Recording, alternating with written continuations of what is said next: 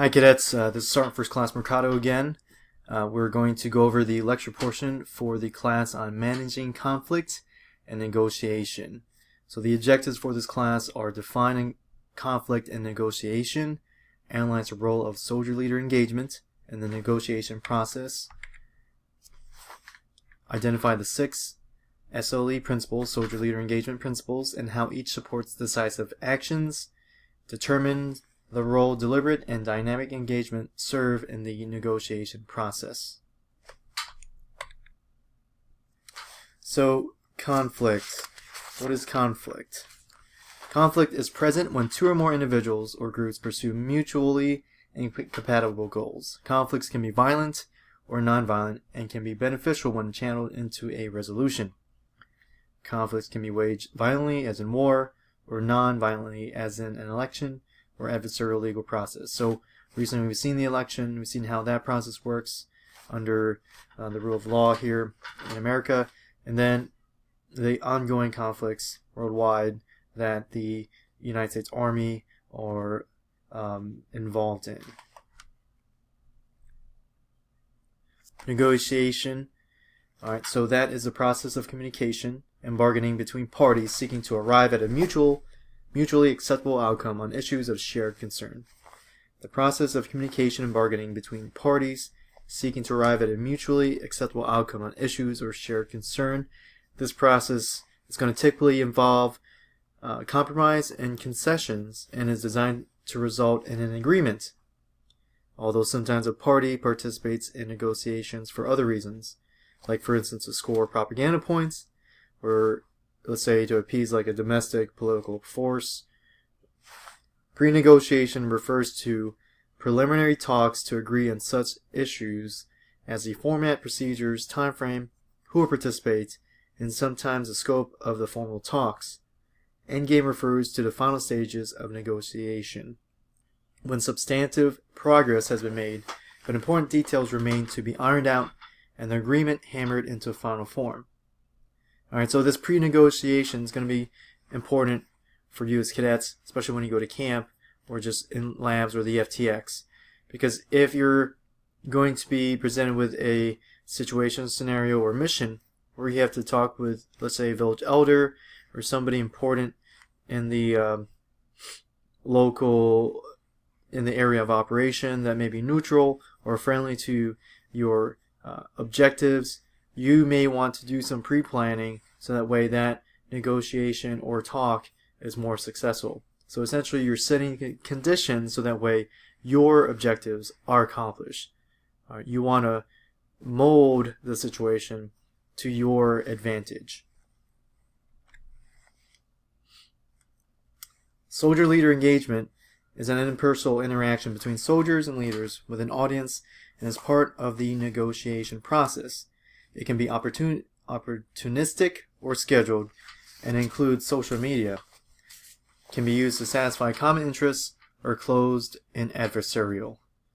Soldier and leader engagement are interpersonal interactions by soldiers and leaders with audiences in an area of operation. Soldier leader engagement is a negotiation process between 2 or more parties.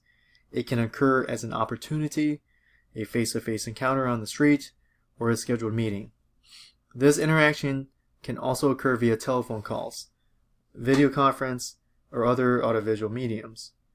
The negotiation process may range from an open and cordial discussion with a free exchange of information as parties cooperatively seek to satisfy common interests, to something closed and adversarial where, for instance, information is hoarded as parties fight to satisfy only their own positions, and if needed, destroy the opposite's ability to achieve theirs.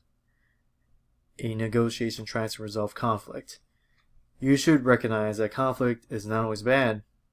From the ashes of conflict, a win-win solution may arise to satisfy the interests of both parties. In many situations, conflict can actually motivate people to innovate and solve their problems. So, the purpose of it is that leaders conduct negotiations to provide information or to influence attitudes, perceptions, and behavior.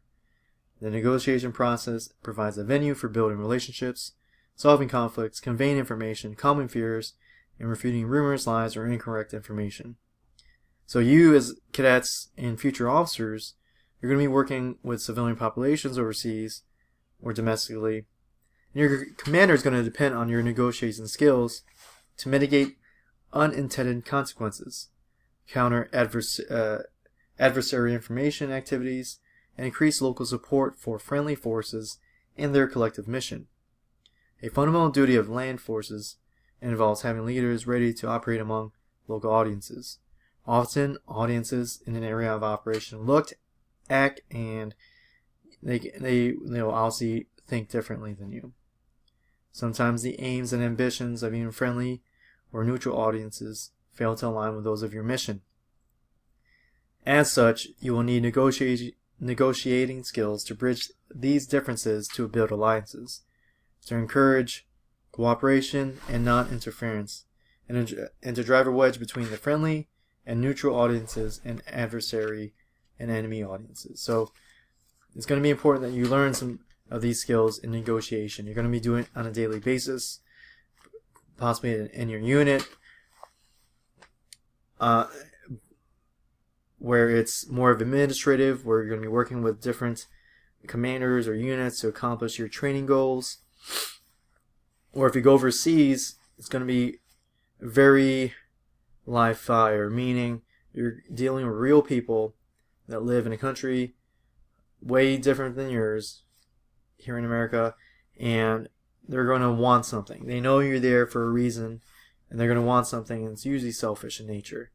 So you're going to have to exercise some scientific methods to negotiation and develop your own interpersonal and military presence, so that way you can be a very effective communicator and be able to create a win-win situation. If not win-win, I would say definitely win for yourself and the mission. Right, so we're going to quickly go over the 6 principles of SLE, Soldier Leader Engagement. Be consistent. Alright, so with what you say and what you do, keep it the same. Especially when people see soldiers and leaders in their native land, they're going to be looking at you very closely. So what you say or what the message is that your unit is saying, you're going to have to match that. Culturally aware, just like it says, be aware of those customs and beliefs in that area of operation.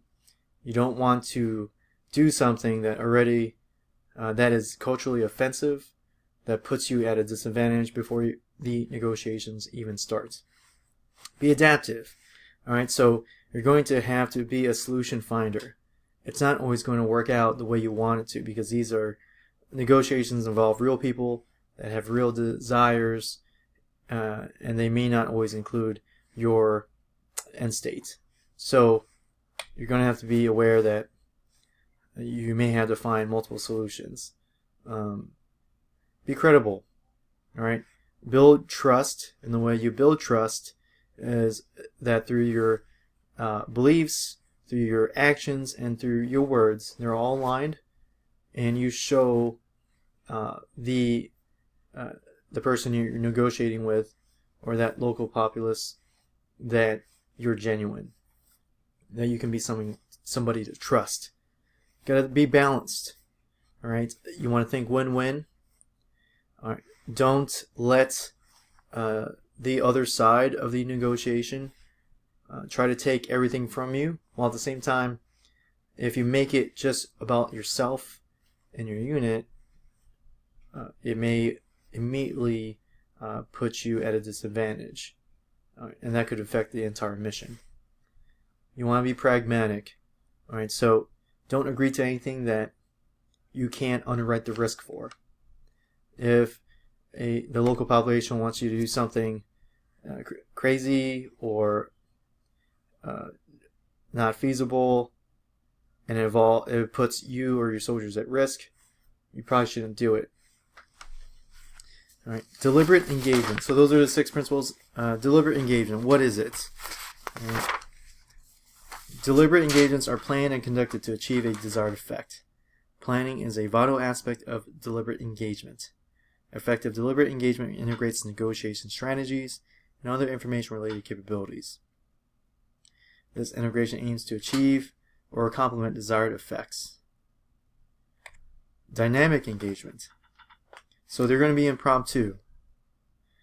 You may not even think that day in the future you're going to have to negotiate something, whether it be for a joint local force or a neutral party in the civilian population. So it just happens, and you have to be ready for it. Meaning, you may have to just understand some principles, or if you're able to, do some more professional development on negotiations, or even practice if your unit provides some opportunity to maybe go over some things before you go on a mission. They're going to be important to try to establish. Sometimes you can even find that in a higher headquarters op order. For instance, if there's any kind of priority intelligence requirements or command's critical intelligence reports, you want to be aware of that, because it could affect possibly a negotiation. And then you want to make sure that you're doing everything with the Army values. So we've gone over what conflict and negotiation are. We've talked a little bit about the soldier leader engagement strategy. We've identified the 6 soldier leader engagement principles and how each supports a decisive action, meaning you potentially deploying in the future to another country to achieve an Army mission. And then we determine the role between deliberate and dynamic engagements. So once you're done with this, video, I want you to look in Blackboard, and there'll be other questions and short assignments. But thanks again, and take care.